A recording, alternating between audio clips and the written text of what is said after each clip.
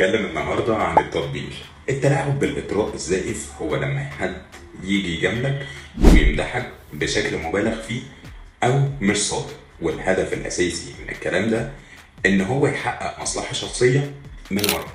يعني مش بيجاملك عشان هو شايفك إن أنت حلو فعلا، لأ، هو بيقول الكلام ده عشان ياخد منك حاجة في الآخر.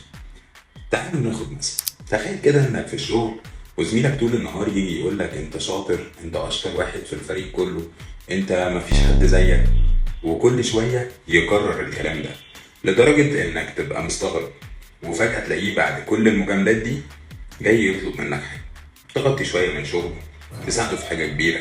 ده بقى الكلام اللي هو بيقوله ما كانش حاجه، كان بس وسيله عشان يخليك تعمل حاجه هو عايزها. ليه الحيلة دي بتشتغل؟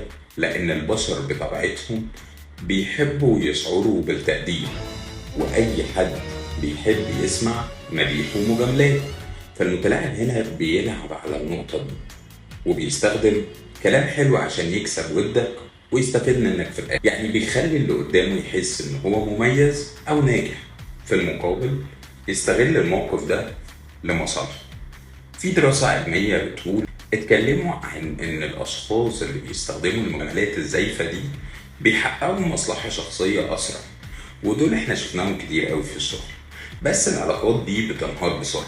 يعني المتلاعب ممكن ياخد اللي هو عايزه في البداية، بس بعد كده العلاقة بتبوظ لما الشخص التاني بيكتشف إن كان بيتم التلاعب بيه. إزاي أتفادى الحيلة دي؟ أول حاجة هتعملها، قيم المديح لما حد يجاملك بشكل مبالغ فيه.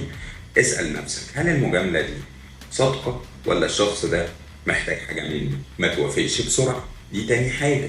لو حد قال لك كلام حلو وطلب منك حاجة حلوة بعديها أو حاجة تعملها له بعديها، خد وقتك في التفكير قبل ما توافق. ما تاخدش قرار تحت تأثير أي مجاملة.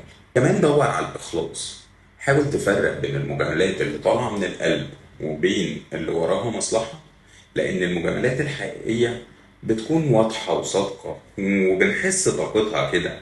لكن لما تحس إن الكلام مش منطقي، فكر فيه مرتين.